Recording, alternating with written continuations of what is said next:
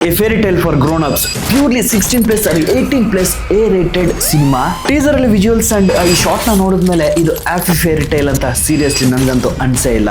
ಇದು pure blood bath and gang wars ನಡೆಯುವಂತಹ genre cinema ಅಂತ ಕ್ಲಿಯರ್ಲಿ ಗೊತ್ತಾಗಿದೆ. ಟೀಸರ್ಗೂ ಮುಂಚೆ ರಾಯನ ಲುಕ್ ನ ನಾವು ನೋಡಿದ್ವಿ, ಬಟ್ ಟಿಕೆಟ್ ನ ಈ ಟೀಸರ್ ಲಾಸ್ಟ್ ಅಲ್ಲಿ ನಾವು ನೋಡಿದ ತಕ್ಷಣ ಪ್ರತಿಯೊಬ್ಬರು ಸರ್ಪ್ರೈಸ್ ಆಗಿದ್ದಂತೂ ಪಕ್ಕ. ಎನಿವೆ, ಡ್ಯುಯಲ್ ಶೇಡ್ಸ್ ಅಥವಾ ಮಲ್ಟಿ ಕ್ಯಾರೆಕ್ಟರ್ಸ್ ಮಾಡ್ತಿದಾರಾ ಅಥವಾ ಅಪ್ಪ ಮಗನ ಸ್ಟೋರಿನ? ಇದು ಬರೀ ಟೀಸರ್ ಅಥವಾ ಟೀಸರ್ ಅಲ್ಲಿರುವಂತಹ ಡೈಲಾಗ್ ನ ಡೀಪ್ ಆಗಿ ಗಮನಿಸಿದ್ರೆ ಆಪೋಸಿಟ್ ಕಾಂಪಿಟೇಷನ್ ಗೆ ಬರ್ತಿರುವಂತಹ ದುರಂದರ್ಗೆ ಡೈರೆಕ್ಟ್ ಸ್ಟ್ರೈಟ್ ವಾರ್ನಿಂಗ್ ನೋಟ್ ಅಂತ ಅನಿಸ್ತಿದೆ. ನಿಜಾನ? ಟೀಸರ್ ನ ಡೀಪ್ ಆಗಿ ಅಬ್ಸರ್ವ್ ಮಾಡಿದ್ಮೇಲೆ ಇದು ಯಾವ ಇಯರ್ ಅಲ್ಲಿ ನಡೆಯುವಂತಹ ಸ್ಟೋರಿ ಅಂತ ಏನಾದ್ರು ಐಡಿಯಾ ಬಂತ, ಅಥವಾ ಇನ್ನೂ ಸ್ವಲ್ಪ ಡೆಪ್ತ್ ಆಗಿ ಯೋಚನೆ ಮಾಡಿ ಸ್ಟೋರಿನ ಸಹ ಪ್ರಿಡಿಕ್ಷನ್ ಮಾಡಿದೀರಾ? 4 to 5 ಫೀಮೇಲ್ ಕ್ಯಾರೆಕ್ಟರ್ಸ್ ಇದ್ರು ಸಹ ಈ ಟೀಸರ್ ಅಲ್ಲಿ ಒಂದೇ ಒಂದು ಫೀಮೇಲ್ ಕ್ಯಾರೆಕ್ಟರ್ ಫೇಸ್ ನ ರಿವೀಲ್ ಸಹ ಮಾಡಿಲ್ಲ.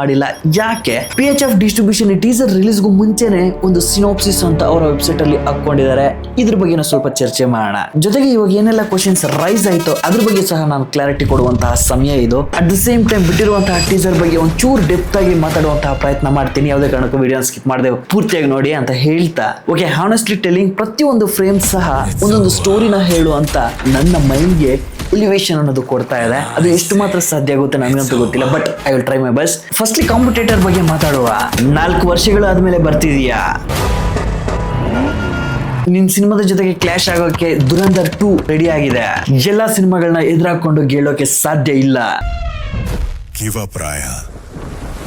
ಅವ್ರ PRTM ಗಳ ಕೈವಾಡನೆ ಬೇರೆ ಇದೆ, ಅವರುಗಳ ಕುತಂತ್ರನೇ ಬೇರೆ. ಹಠ ಬಿಟ್ಬಿಡು, ಸಿನಿಮಾದ ರಿಲೀಸಿಂಗ್ ಡೇಟ್ ನ ಪೋಸ್ಟ್ಪೋನ್ ಮಾಡ್ಕೋ. ಎಕ್ಸಾಕ್ಟ್ಲಿ ಇದೇ ರೀತಿಯಾದಂತಹ ವರ್ಡ್ಸ್ ಹೇಟರ್ಸ್ ಅನ್ನೋದು ಪೋಸ್ಟ್ ಮಾಡ್ತಾ ಇರೋದನ್ನ ನಾವು ಗಮನಿಸಿದ್ವಿ ಫ್ರಮ್ ಪಾಸ್ಟ್ 20 days. ಬಟ್ ಉತ್ತರ ಅನ್ನೋದು ನಾವು ಕೊಡೋದಕ್ಕಿಂತ ರಾಯನೇ ಕೊಟ್ಟಿದ್ದಾನೆ, ಕೇಳಿ.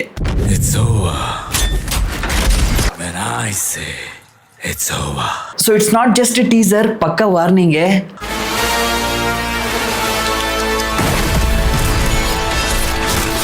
Rest in peace advancedly, haters, and get ready for the biggest clash.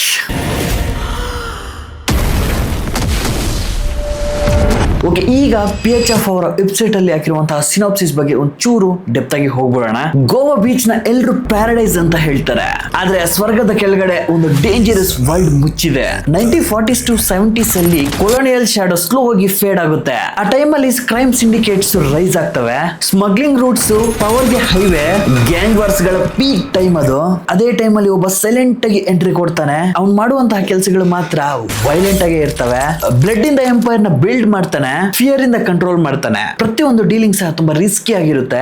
ಇದು ನಡೀತಿರ್ಬೇಕಾದ್ರೆ ಆ ಒಂದು ದಿನ ಅನ್ನೋದು ಬಂದೇ ಬರುತ್ತೆ. ಆ ದಿನ ಯಾವುದು ಅಂತ ನೀವೇ ಅಸಂಪ್ಷನ್ ಮಾಡ್ಕೊಳ್ಳಿ. ಹಿಂಟು ಬಂದ್ಬಿಟ್ಟು ಜೊತೆಗಿರೋರೆ ಅವನ ಮೇಲೆ ತಿರುಗು ಬೀಳುವಂತಹ ಕೆಲಸಗಳನ್ನ ಮಾಡ್ತಾರೆ. ಸೊ ಈಗ ಕ್ವಶನ್ ನಿಮ್ಗೆ, ಅವನು ಬಿಲ್ಡ್ ಮಾಡಿರುವಂತಹ ಎಂಪೈರ್ ನ ಅವನು ಕೊನೆಯ ತನಕ ಉಳಿಸ್ಕೊಂತಾನ ಅಥವಾ ಕೈ ಬಿಟ್ಟು ಮತ್ತೆ ಕಣ್ಮರೆ ಆಗ್ತಾನ? ಇದಕ್ಕೆ ಕಮೆಂಟ್ ಬಾಕ್ಸ್ ಅಲ್ಲಿ ನೀವು ಬರೀಬೇಕು. ಸೊ ಇಷ್ಟೊತ್ತು ನಾವೇನ್ ಮಾತಾಡಿದ್ವಿ, ಎಕ್ಸಾಕ್ಟ್ಲಿ ಇದೇ ಮೀನಿಂಗ್ ಇರುವಂತಹ ಸಿನಾಪ್ಸಿಸ್ ನ ನಾವು PHF ವೆಬ್ಸೈಟ್ ಅಲ್ಲಿ ನೋಡಬಹುದು. ಸೊ ಈಗ ಟೀಸರ್ ಕಡೆಗೆ ಮಾರೋಣ. ವಿಜುವಲ್ಸ್ ಅಂಡ್ BGM ಪ್ರತಿಯೊಂದರ ಬಗ್ಗೆ ಮಾತಾಡೋಕ್ಕಿಂತ ಮುಂಚೆ ಒಂದೊಂದು ಫ್ರೇಮ್ ನ ಡಿಕೋಡ್ ಮಾಡುವಂತಹ ಕೆಲಸನ ಮಾಡೋಣ. Okay, from the first frame to last frame ತನಕ ನಾವು ಏನಾದರೂ ಡೀಪ್ಲಿ ಅಬ್ಸರ್ವ್ ಮಾಡಿದ್ರೆ ಪ್ರತಿ ಒಬ್ರು ಸಹ ನೀಟಾಗಿ ಹೇಳ್ಬೋದು ಇದೊಂದು 30ರಿಂದ 40 ಅಥವಾ 50 ವರ್ಷಗಳ ಹಿಂದೆ ನಡೆಯುವಂತಹ ಸ್ಟೋರಿ ಅಂತ. ಸೊ ಸಿನಾಪ್ಸಿಸ್ ಅಲ್ಲಿ ಕೊಟ್ಟಿರುವಂತಹ ಮೆನ್ಷನ್ ಹಿಯರ್ಸ್ ಸಹ ಇಷ್ಟೇ, 1940 to 1970s ಅಂತ. ಎಕ್ಸಾಕ್ಟ್ಲಿ ನಾವು ಸೆಟ್ಸ್ ನ and at the same time actors dress codings ನ ಪ್ರತಿಯೊಂದನ್ನು ನೋಡ್ತಾ ಇದ್ರು ಸಹ ಎಕ್ಸಾಕ್ಟ್ಲಿ ಇದು ಸೇಮ್ ಅದೇ ಏರಿಯಾದಲ್ಲಿ ನಡೆಯುವಂತಹ ಸ್ಟೋರಿ ಅಂತ ಕ್ಲಿಯರ್ ಆಗೋಯ್ತು. ಸೊ ಇನ್ನು ಟೀಸರ್ ಶುರು ಆಗೋದು first short top wide angle ಇಂದ ಶುರು ಆಗುತ್ತೆ. ಅದನ್ನ ಒಂಚೂರು ಪಾಸ್ ಮಾಡಿ ನೋಡಿದ್ರೆ ನಮ್ಗೆ ಇದೊಂದು ಬೀಚ್ ಸೈಡ್ ಇರುವಂತಹ ಒಂದು ಪಾರ್ಟಿ ಹಾಲ್ ಅಂತ ಕ್ಲಿಯರ್ಲಿ ಗೊತ್ತಾಗುತ್ತೆ. ಅಲ್ಲಿ ಒಂದು ಮೀಟಿಂಗ್ ಅನ್ನೋದು ಶುರು ಆಗುತ್ತೆ. ಇನ್ನು ರಾಯನ ಬ್ಯಾಕ್ ಸೈಡ್ ಶಾರ್ಟ್ ಅಲ್ಲಿ ತೋರಿಸಿದ್ದಾರೆ. ಅಂಡ್ ನೆಕ್ಸ್ಟ್ ಶಾರ್ಟ್ ಅಲ್ಲಿ ಈ ಡೈಲಾಗ್ ಅನ್ನೋದು ಶುರು ಆಗುತ್ತೆ. ಈ ಸಲ ಯುದ್ಧನೇ ಬೇರೆ. ಒಬ್ಬ ಸಿಗರೇಟ್ ನ ಕುಡಿತಾ ಹ್ಯಾಶ್ ಟ್ರೈ ಅಲ್ಲಿ ಹ್ಯಾಶ್ ನ ಹೊಡಿದರೆ ಸೈಡ್ಗೆ ಹೊಡಿತಾ ಇರುತ್ತಾನೆ. ಅದನ್ನ ಡೀಪ್ಲಿ ಒಬ್ಸರ್ವ್ ಮಾಡ್ತಾ ಇರ್ತಾನೆ ರಾಯ ಸೀನ್ಸ್ ಏನಿದೆ ಅದು ತುಂಬಾನೇ ಕ್ಲೋಸ್ ಅಪ್ಸ್ ಅಲ್ಲಿ ತೋರಿಸಿದ್ದಾರೆ. ಆ ಫಸ್ಟ್ ಡೈಲಾಗ್ ಬಂದಿದ ತಕ್ಷಣ ಫಾಸ್ಟ್ ಕಟ್ ಅಲ್ಲಿ ಕೆಲವೊಂದು ಯುದ್ಧಗಳು ಈಗಾಗಲೇ ರಾಯ ಮಾಡಿರುವಂತಹ ಸೀನ್ಸ್ ನ ಫಾಸ್ಟ್ ಆಗಿ ಕಟ್ ಮಾಡಿದ್ದಾರೆ. ಯುದ್ಧನೇ ಬೇರೆ. ಅದರಲ್ಲಿ ಒಂದು ಫ್ರೇಮ್ ಇದೆ. To be honestly recently penguin ಏನ್ ಟ್ರೆಂಡಿಂಗ್ ಆಯ್ತೋ ಆ ರೀತಿಯಾದಂತಹ ಒಂದು ಫ್ರೇಮ್ ಅದು. ಪ್ರತಿಯೊಂದು ಫ್ರೇಮ್ ನ ಪಾಸ್ ಮಾಡಿ ಚೆಕ್ ಮಾಡಿ, ನಿಮ್ಗೂ ಸಹ ಮಜಾ ಬರುತ್ತೆ. ಸೊ ಇಲ್ಲಿ ಕ್ಲಿಯರ್ಲಿ ಗೊತ್ತಾಗ್ತಾ ಇದೆ ರಾಯ ಅನ್ನೋನು ಈಗಾಗ್ಲೇನೆ ಸಾಕಷ್ಟು ಯುದ್ಧಗಳು ಮಾಡಿದ್ದಾನೆ.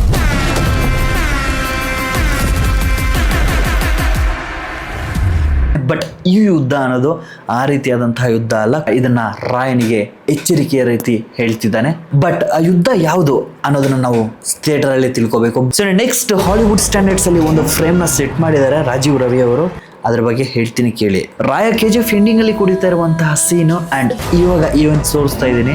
ಈ ಸೀನು ಸೇಮ್ ಟು ಸೇಮ್ ಆಗಿದ್ರು ಸಖತ್ ಮಜಾ ಕೊಡ್ತಿದೆ ಇವತ್ತಿಗೂ ಸಹ. ಒಬ್ನೇ ನಿಂತಿದ್ದಾನೆ, ಕುಡಿತಾ ಇದ್ದಾನೆ, ಮಳೆ ಬರ್ತಿದೆ ಅಂಡ್ ಕಾರ್ ವೆಹಿಕಲ್ ಲೈಟ್ಸ್ ಏನಿದೆ ಆನ್ ಆಗಿದಾವೆ. ಸೊ ಇದರ ಅರ್ಥ ಏನಾಗಿರ್ಬೋದು ಅಂತ ಸುಮ್ಮನೆ ChatGPT ಕೊಟ್ಟೆ, ಇದು ಕೊಡ್ತು. Rain is equal to guilt, headlight is equal to truth, lonely stance is equal to consequences. So ಇದೇನಪ್ಪ ಹೇಳ್ತಿದೆ ಅಂದ್ರೆ ರಾಯನಿಗೆ ಸಮ್ ಮೈಂಡ್ ಡಿಸ್ಟರ್ಬ್ ಅಥವಾ ಅವನ ಎಂಪೈರ್ ನ ಕಳ್ಕೊಳ್ಳುವಂತಹ ಸಮಯ ಅವನು ಅತಿ ಶೀಘ್ರದಲ್ಲೇ ಫೇಸ್ ಮಾಡ್ತಾ ಇರ್ಬೋದು. ಅದಕ್ಕೋಸ್ಕರ ಒಂಟಿತನವನ್ನ ಅವನು ಎಂಜಾಯ್ ಮಾಡ್ತಾ ಆ ನೋವನ್ನ ವ್ಯಕ್ತಪಡಿಸ್ತಾ ಇದ್ದಾನೆ ಬೈ ಡ್ರಿಂಕಿಂಗ್ ಆಲ್ಕೋಹಾಲ್ ಅಂತ ಮಿಸ್ಟರ್ ChatGPT ಹೇಳಿದ್ದು ಉಂಟು. ಬಟ್ ಐ ಡೋಂಟ್ ನೋ ಇದು ಎಕ್ಸಾಕ್ಟ್ಲಿ ಇದೇ ಇದೆಯಾ ಸಿನಿಮಾದಲ್ಲಿ ಅಂತ. ಬಟ್ ಇಂಟ್ರೆಸ್ಟಿಂಗ್ ಆಗಿ ಇದಲ್ವಾ ಅಲ್ವಾ ಗೊತ್ತಿಲ್ಲ. ರಾಯಲ್ ಸರ್ಕಸ್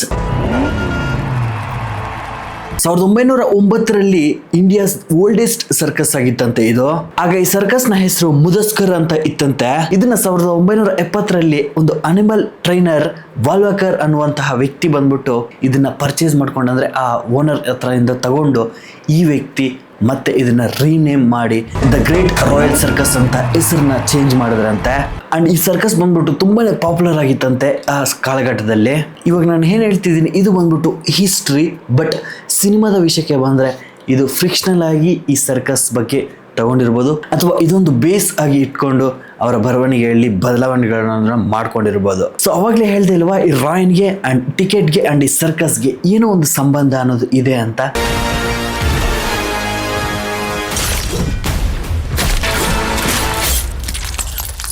ಸೊ ಮುಂದೆ ಹೋಗ್ತಾ ಮೇ ಬಿ ಗೊತ್ತಾಗಬಹುದು, ಹಂಗೆ ಕೇಳಿ.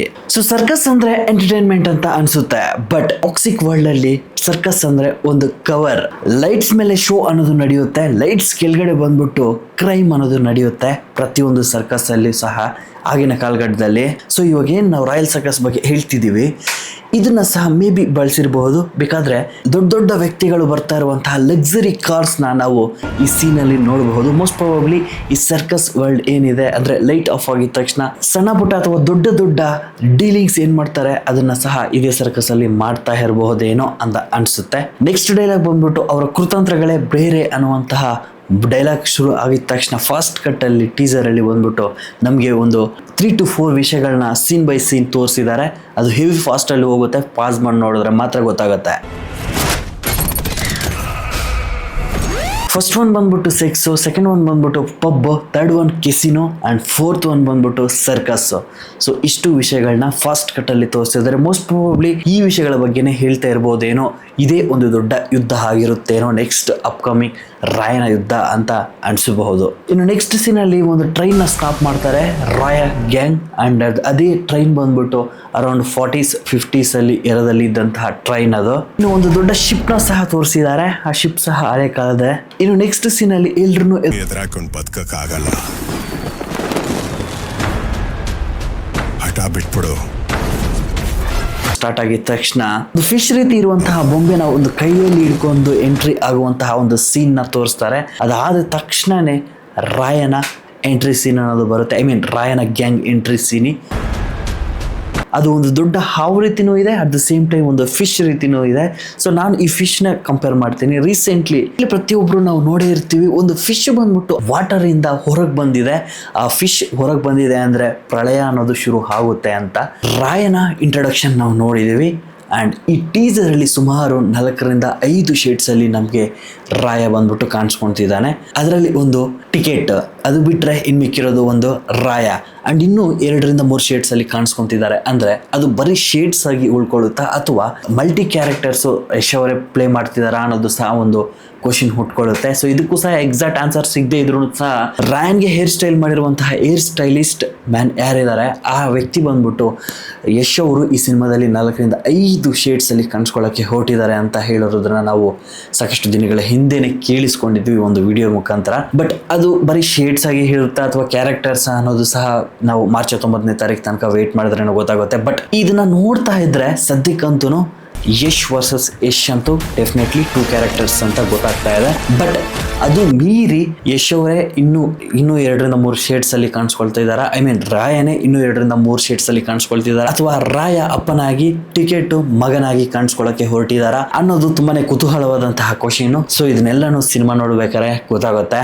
4-5 ಫಿಮೇಲ್ ಕ್ಯಾರೆಕ್ಟರ್ಸ್ ಇದ್ರು ಸಹ ಒಂದೇ ಒಂದು ಕ್ಯಾರೆಕ್ಟರ್ ಫೇಸ್ ನ ರಿವೀಲ್ ಮಾಡಿಲ್ಲ ಅನ್ನುವಂತಹ ಕ್ವಶನ್ಸ್ಗೆ ಮೋಸ್ಟ್ ಪ್ರಾಬಬ್ಲಿ ಅವರು ಹೈಡ್ ಮಾಡ್ತಿದ್ದಾರೆ. ಅಂದ್ರೆ ಅದಕ್ಕೆ ಅಂತ ಡೆಡಿಕೇಟೆಡ್ ಆಗಿ ಒಂದು ವಿಡಿಯೋ ಬಿಡಬಹುದು ಅಥವಾ ಟ್ರೈಲರ್ ಅಲ್ಲಿ ಫಿಮೇಲ್ ಕ್ಯಾರೆಕ್ಟರ್ಸ್ ನ ರಿವೀಲ್ ಮಾಡುವಂತಹ ಸಾಧ್ಯತೆಗಳು ಇರಬಹುದು ಅಂತ ನನ್ನ ಅನಿಸಿಕೆ. ಸೊ ನೆಕ್ಸ್ಟ್ ಟಿಕೆಟ್ ಬಗ್ಗೆ ಮಾತಾಡೋಣ.